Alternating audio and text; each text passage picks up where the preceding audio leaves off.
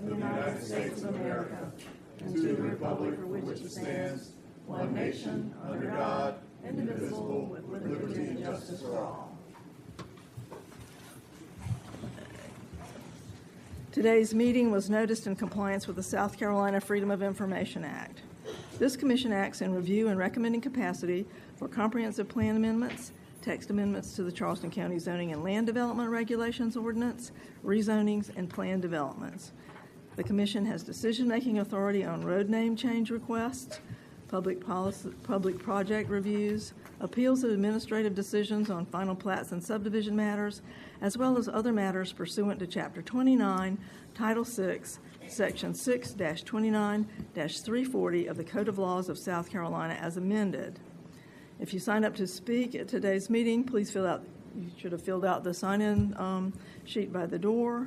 And I'm Cindy Floyd, I'm chair of the commission. To my right is Pete Pelotas, Luke Morris, Gary Lassane, and Adam McConnell. To my left, David Kent, Warwick Jones, Logan Davis, and Susan Cox. Also seated to my right, Commission Attorney Mark Bell, and seated to my left, Andrea White, Interim Director and Planning of Zoning and Planning. Andrea, would you please introduce the staff that are present? Sure. So we've got Nikki Grimble, Interim Deputy Director, Marche Miller, and Wynn Carlisle, as well as Tamara Avery, who will be presenting the subdivision information, and Stephanie Ondo. Remind everybody that in order to get good recordings for the meeting, minutes, please speak loudly and clearly into your microphones, and please do not talk over one another. The first item on the agenda is approval of the minutes from the February 9th, 2026 meeting and workshop. Is there a motion and a second? Move to approve. Second. Okay. Would you please call the roll? Commissioner Davis? Abstain. I was not present. Commissioner Lassane? Aye. Chair Floyd? Aye. Commissioner Jones? Aye. Commissioner Kent? Aye. Commissioner McConnell? Aye. Commissioner Morris? Aye. Vice Chair Pilatos? Aye. Commissioner Cox? The ayes have it.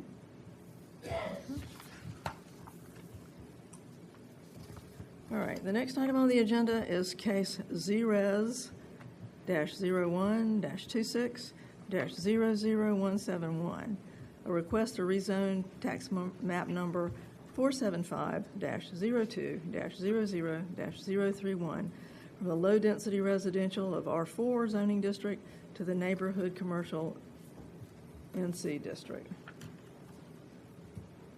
Thank you. Good afternoon, Commissioners. This request is to rezone 6786 Ward Avenue in the North Charleston area from R4 low-density residential to NC neighborhood commercial. So in 1994, the subject property was zoned single-family residential district, and this district eventually became R4 low-density residential in 2006. In 2025, we had a meeting with the applicant who inquired about wanting to develop a cigar lounge on the subject property. With current zoning not allowing the bar and lounge use, the applicant subsequently submitted this request to rezone to NC, which allows the use if a special exception is approved by the Board of Zoning Appeals. So this is the location of the property within the county as a whole. This is the future land use of the property, which is urban-suburban mixed use. And the subject property has frontage along Ward Avenue and is vacant to the north or two adjacent properties in the city of North Charleston jurisdiction and are zoned R3, mobile home residential district, one of which is vacant and the other has a mobile home. To the northwest on Ward Avenue, within 215 feet of the subject property, is a church in the city of North Charleston jurisdiction zone B2, general business district. And next to that, within 430 feet, is a property with a towing business that's also in the city of North Charleston, also zone B2. To the east is a vacant property in the county zoned R4. To the west and south across Ward Avenue is railroad right-of-way property abutting several parcels in zone M1 in the city of North Charleston, light industrial district, and is owned by the U.S. government. So for the flood zone, it's in Zone X.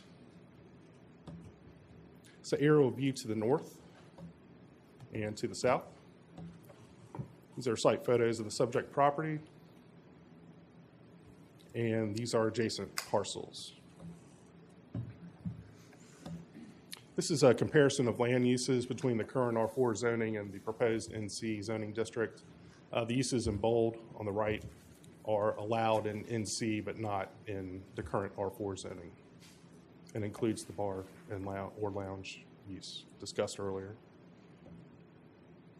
So for the approval criteria, for criterion A, consistency with the comprehensive plan and zoning ordinance, the adjacent unincorporated properties are primarily residential, so this criterion may not have been met.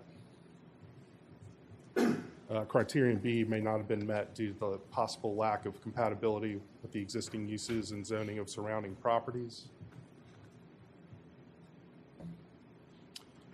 Criteria C and D are not applicable. The staff recommendation, the approval criteria may not have been met, therefore staff recommends disapproval. No public input has been received as of March 6th, and the case was noticed as required. And this completes the presentation. Thank you for that presentation. We'll now, are there any questions for staff or from the commissioners? It's human, it's a lounge, you can still serve liquor. Yes, if they get the proper permits. Yes. Good question. And they get a special exception approved by the Board of Zoning Appeals.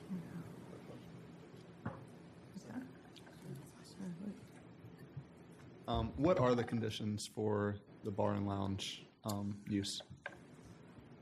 That's, let me, hold on one sec. Andrew, do you know that offhand? Look it up. Yeah. I was like, let me look it up quick, and then I wasn't quick enough. Yeah, give me 1 second, I'll have it for you. If I gave you my iPad, would it be faster? Actually, you go right at it.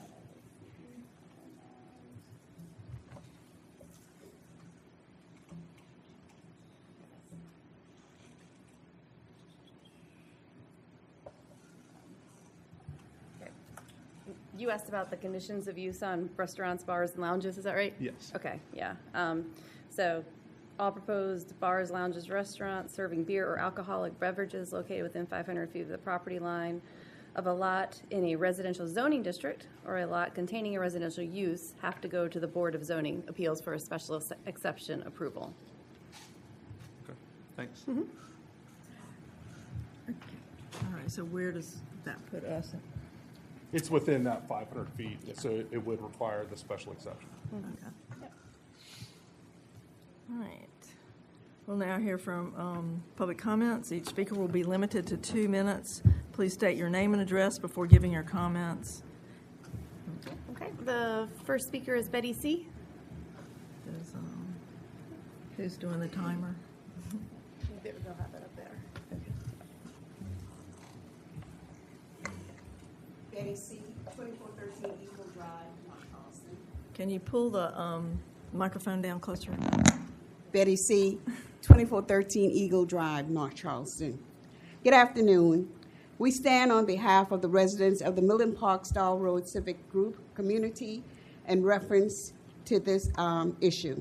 Our community is strongly and firmly opposed to this rezoning request. Millen Park is not just a location on a map, it is home. Many of our residents have lived here for 40, 50, even 60 years. Families have raised their children and now their grandchildren in the neighborhood. It has always been a quiet residential area where neighbors know one another and take pride in maintaining the character and safety of our community. Rezoning this property to allow for the placement of a cigar club is simply not compatible with our neighborhood. We have researched similar establishments in Charleston County and found approximately 6 cigar-related businesses. None of them are situated directly within established residential neighborhoods, especially not in areas where children live and play daily. This proposal would introduce increased traffic, parking concerns, and late evening activity that do not align with the peaceful nature of our community. Additionally, there is a church and daycare located just a few feet from the proposed site. The presence of a cigar club in such close proximity raises serious concerns about appropriateness and overall neighborhood character. This is not just about one business, it is about precedent. It is about protecting the integrity of residential zoning. It is about listening to the voices of longstanding residents who have invested their lives in this community. We respectfully ask the council to carefully consider the long-term impact of this decision and to stand with the residents who overwhelmingly oppose this rezoning. Please preserve our neighborhood as residential. Please protect the character of Millen Park. Thank you for your time and your cooperation, and we do have some members from the Millen Park Stall Road Community Civic Group present here today. Thank you. Do you know if they have, did they sign up to speak? Some will speak, yes. I think Okay. some will sign up to speak, yes. Troy Aiken? Is there a Troy Aiken here? There we go.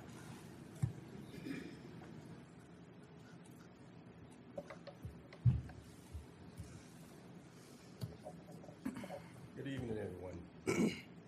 My name is Troy Aiken, and I stay right on Austin Avenue. I have no problem objecting to the idea of the cigar lounge. The problem is, in the past, we've had a club down the street on Austin Avenue. And I know y'all can remember this. This was Diamond Lounge. And there was mass problems with that. We had people parking in our yard. We had gunshots, and they had a full-blown fight going on with guns. The police didn't even want to come down the road because they were still shooting. People got injured. People got hurt. As the young lady said earlier, this is a residential area. Why is not there ordinance of something of this magnitude on the books about being close to a school or the church? We all know what comes along with these type of establishments. I have no problem against a young man trying to make money, but we have to look at the welfare of the people in the neighborhood. Most of the people in the neighborhood are elderly people and kids. They can't fight for themselves, okay? So we're here to stand up and talk for them. My mom is 78 years old this year, and she stays on Austin Avenue. With that comes a lot of health issues. And I'm quite sure a lot of other people in the neighborhood is in their 70s are close to it. We need to look out for them. Things of this magnitude need to be in a commercial setting. Thank you. That's all I have to say. Y'all need to think about that before y'all could okay a situation like this. Thank you. I apologize if I mispronounce this. Tashonda Jones?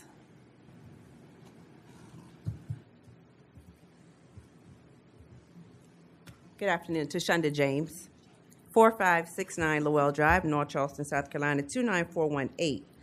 Good afternoon, Chair, Commissioners, and staff. We are Charles and Tashonda James, co-owners of Guiding Light LLC and the property located at 6786 Ward Avenue. Thank you for the opportunity to speak with you today.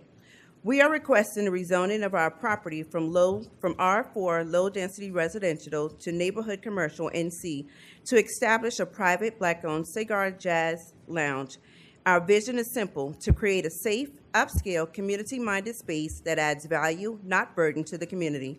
This project is rooted in 3 priorities: revitalization, responsible development, and community uplift. First, revitalization. Ward Avenue has long been a residential corridor with limited commercial amenities. Our project transformed an underutilized parcel into a well-maintained, professionally operated establishment that enhances the appearance and economic activity of the area. We are committed to improving the property, increasing tax value, and contributing to the positive momentum already happening in District 4. Second, responsible development. A neighborhood commercial designation aligns with the county's comprehensive plan and is appropriate for small-scale, low-impact businesses like ours. This is not a nightclub, bar, or high-traffic venue. It is a membership-based lounge with controlled access, limited hours, networking opportunities, and strict security measures. Our goal is to create a calm, mature environment that complements, not disrupt, the surrounding homes. Third, community uplift. As lifelong servants in the Low Country, Charles and I are deeply invested in mentorship, cultural enrichment, and economic empowerment. This lounge will host professional networking events, cultural gatherings, and opportunities for local vendors and artists. It will be a place where adults can connect, relax, and build community in a safe and respectful setting. Thank you. Thank you. Robert McKelvey.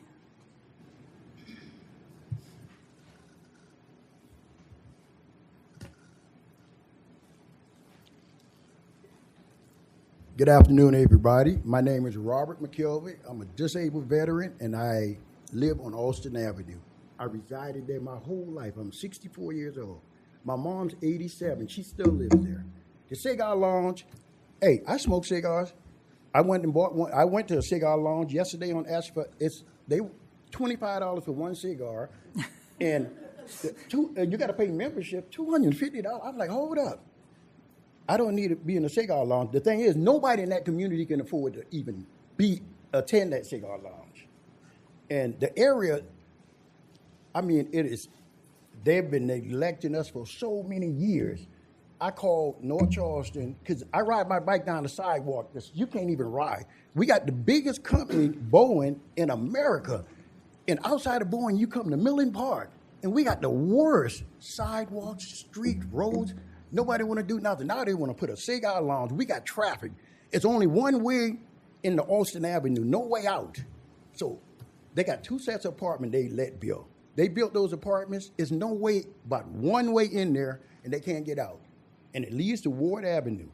And right off of Ward Avenue, it's nothing but trash. It's trash all over there. The cigar lounge might be good, but no, it's not for the people in the community. They can't afford to go. I'm a disabled vet. The little money I get, I can't afford it. And we definitely don't need that in the community. It's near the church. They got a daycare there. They got all of this there. But the people in the community, we've been neglected for so long in that community. The sidewalks, the road. They got, on Millen Park and Stall Road right now, everybody from the Air Force Base goes, the road, we got water in the road. The road is depleted. It's tore up. But when are they going to fix all of this stuff? Then they want to bring more stuff to add more problems for us. We've been having problems too long, and we definitely don't need it. Thank you. Loretta Hart.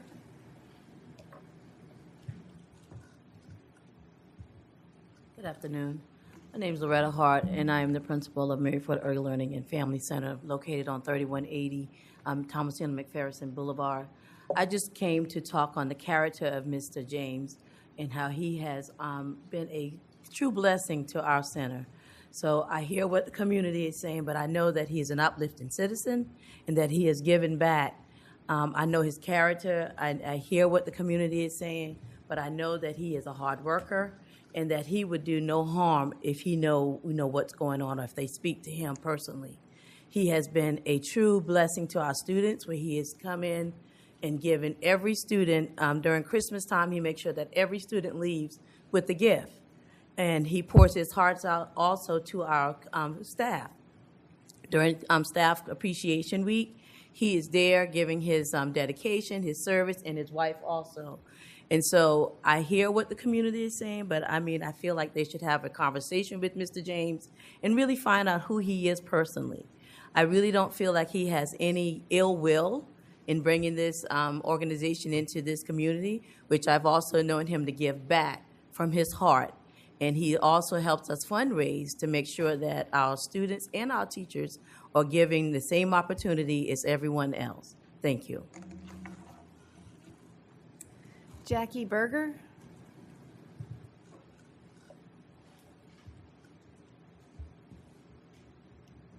Good afternoon, everyone. My name is Jackie Berger. I'm the Executive Director of Low Country Local First. And I wanted to provide some context for the work that Mr. and Mrs. James have done. Low Country Local First, if you're not familiar, is a nonprofit organization dedicated to supporting the local independent businesses here in the Low Country.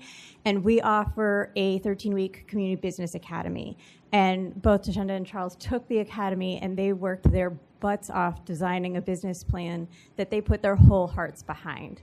So I think that there's a lot of potential to work with the neighbors and to work with the community, but I know that they have the biggest hearts and they're in the right place, and what they want to do is to create a business that will be welcoming and enrich the community. They've put their hearts into their plan. They've really gone through the work, and I know that they will do a phenomenal job running the business if they're given the opportunity. Thank you. Eugene Wade.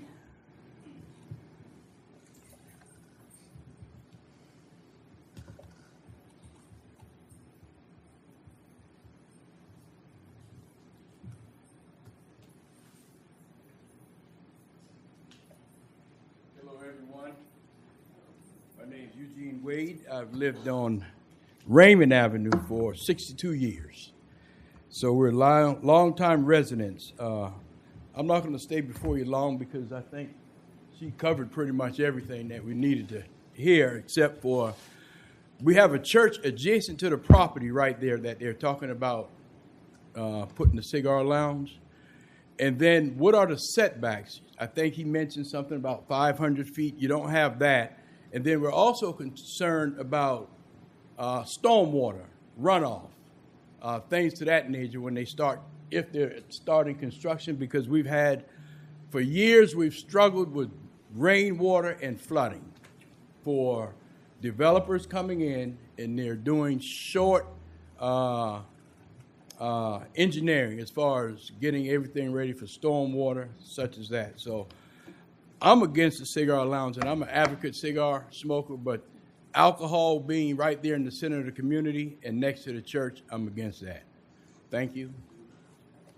Kelvin Matthews.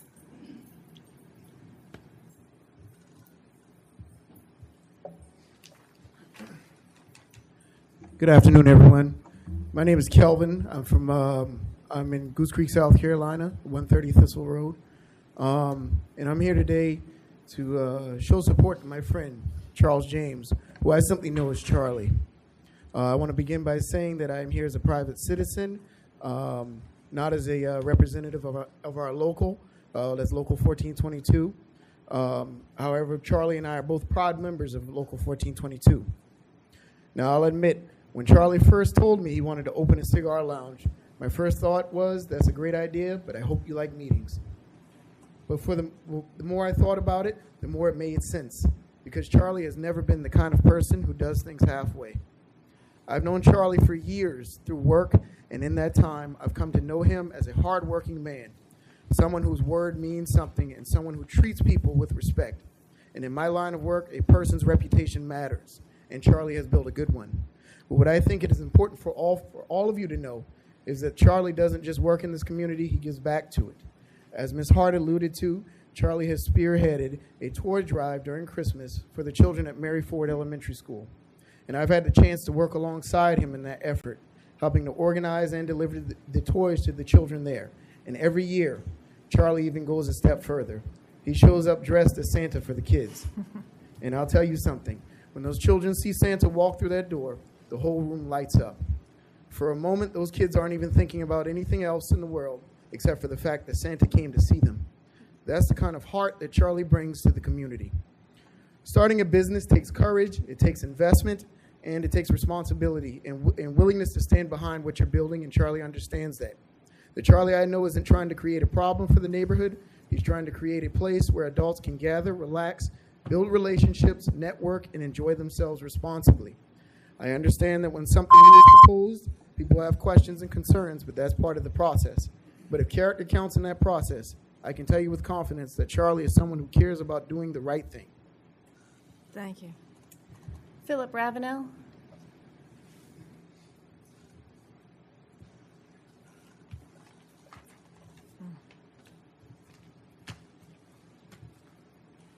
Good evening.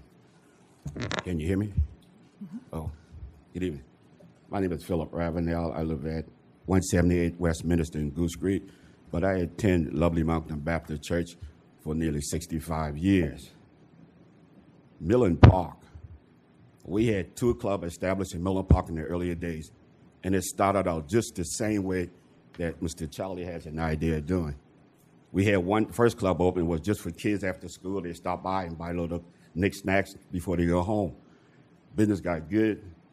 People started coming in. It changed from that to beer in the afternoon. And it went from that to a full-blown club. And from that, we lost several lives. Gunfights, shoot. It used to be called Big Rock Inn. And we tried to close it down. And somebody came and told us the meeting was canceled. Well, just a word of mouth, and the meeting wasn't canceled, but we didn't show up. The club stayed open. So after that, the baseball team decided to open another club for the neighborhood. We call it the Dugout. It was over about maybe a quarter of a mile down from where Mr. Charlie trying to establish. It was good from the beginning. It was just where the baseball folks hang out after the game on the weekend and whatnot. But when the word spread, outsider comes in. We had problems. We had stabbing, shooting. So we decided to close it down because it was affecting the neighborhood the wrong way. They reopened it, Diamond Lounge. He just spoke about that earlier. It started out as a private club, the Diamond Lounge. And then it grew. And then drug fested. And I don't know if you guys was on the board then, but one Saturday morning when I was coming from my airport job, I saw the police line up on the railroad track. One side, the railroad track to the Eagle Drive, police line up. They went and raided the place and made a big drug bust. Now, you talking about putting another club there, yeah, in the church parking lot, and a neighborhood on the side and a neighborhood in the back. I asked you to think about that. We were so glad the clubs closed down that we prayed we never have another one to go back through the situation again. May God bless you in your decision. That's it. All right. The case is now closed to public comment. Is there a motion and a second from the commission?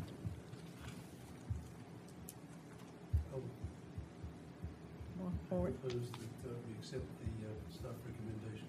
To disapprove. To disapprove. Okay. Second? Second. Okay. Any discussion? Yes. Go. I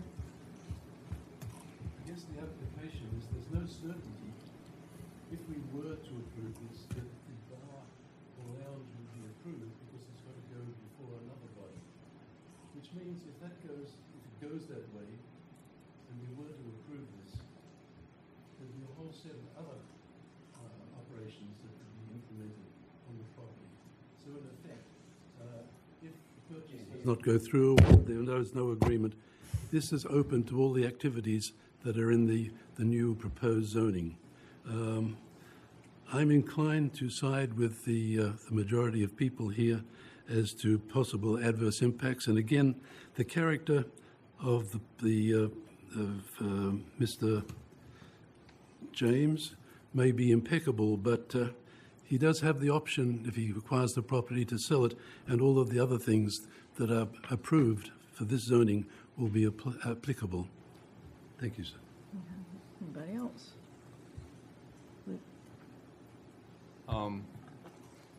So honestly, cigar lounge aside, because like Warwick said, there's a lot more hurdles to go down with that. Honestly, the difference between the current R4 and the neighborhood commercial zoning district is fairly light, unless I'm completely missing something because of all the conditional and special exception requirements.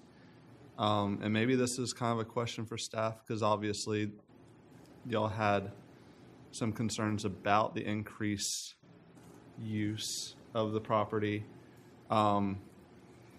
But also, alternatively, North Charleston, in y'all's notes, has a zoning district for this area, or at least future land use anticipation for greater impact.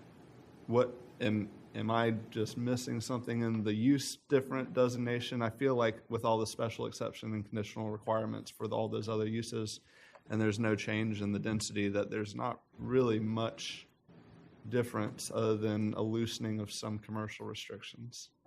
So in the R4, you aren't allowed to do any sort of commercial activity. You know, we allow home occupations, that kind of thing.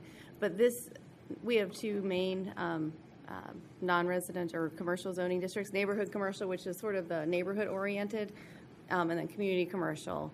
Neighborhood commercial does allow a lot of retail services and other commercial services, and a lot of the conditions are that they're capped at 5,000 square feet for the gross sort of floor area, with the ability to go beyond that if you get a special exception. So it does allow a lot more. It's really hard for us to get everything in one list and make it understandable, so we do the best we can. So it's, I can see how it's hard to see a lot of difference, but it does allow, you know, a lot of retail sales, allows medical offices, which are big traffic generators. It allows gasoline service stations. It allows fast food restaurants. You know, some of those are subject to conditions. Some are subject to the special exception approval. And then regarding the future land use designation, this one is urban-suburban mixed use. Correct. So that, as you know, a lot of our urban-suburban area is that general sort of category, and that sort of allows staff the flexibility to have a professional recommendation based on what's going on around the property. I mean, if this were more at a crossroads, you know, a higher intensity intersection, we could get to a recommendation of approval, but because of where it is and what's surrounding it, that's where we came to our recommendation. Okay. Thanks. Questions, comments from anybody else? Are you ready to vote? Call the roll, please. On the motion to disapprove based on staff's recommendation, Commissioner Davis? Aye. Commissioner Lassane? Aye. Chair Floyd? Aye. Commissioner Jones? Aye. Commissioner Kent? Commissioner McConnell? Aye. Commissioner Morris? Aye. Vice Chair Pilatos? Aye. Commissioner Cox? The ayes have it. The recommendation has been accepted to disapprove. Thank you. County Council will hear this request at their public hearing on April 14th, 2026 at 6:30 p.m. in council chambers, and again at their April 23rd, 2026 Planning and Public Works Committee meeting at 5 p.m. The request must then undergo 3 readings for approval at council's discretion. The next item on the agenda is the major subdivision preliminary report. Ms. Avery?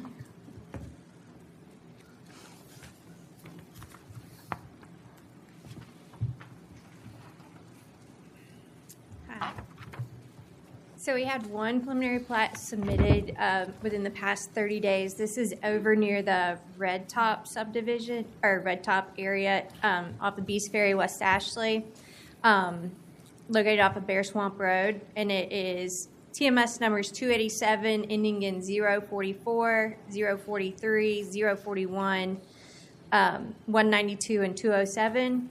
So it's zoned R4, and it's approximately 7.76 acres, and they're proposing to do 27 lots. And it is essentially just lots with HOA pond area. It'll have public water, public sewer, access off of a 50-foot wide right-of-way. Are there any questions? Okay. There's a lot of flooding in that area. Is that being taken into consideration? Yes, it's a special service district area, so I hope I'm saying that right. But stormwater has additional criteria for any development within those areas. Okay. Yeah. Are there any requirements to have some interconnectivity with other roads? So if you're doing a major subdivision and you're adjacent to a large undeveloped parcel, we would require a stub out for potential connectivity. Mm-hmm. But if it's within an existing fairly dense residential area, we don't require connectivity unless there is a stub out, like we have one on Johns Island where there is connectivity to the adjacent neighborhood, and they are using that as a secondary access. Is that spelled out in the ZLDR anywhere, or is that kind of like staff's judgment? If it meets the criteria for the secondary access requirement, that is in the ordinance. Okay. But not necessarily a requirement that like you stub out for future connectivity. If it's not adjacent to a larger undeveloped area, it's not required. Okay. Yeah.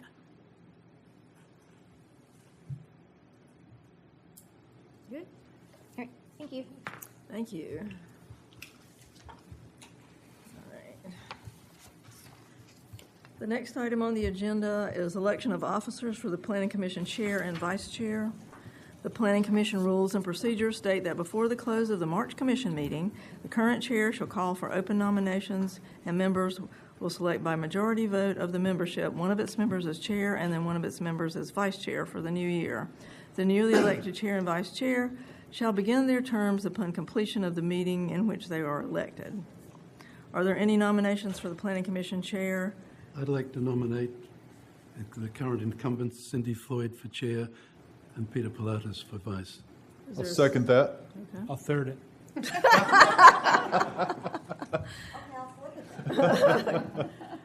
think they've got a quorum. I think it's time for the vote. Everybody's getting really silly here, so let's go. All right. Commissioner Davis. Aye.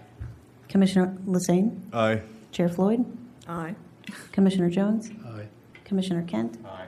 Commissioner McConnell. Commissioner Morris. Aye. Vice Chair Pilatos. Aye. Commissioner Cox. The ayes have it. Congratulations. The last item on the agenda is the chair's remarks. So thank you very much for re-electing me, I guess.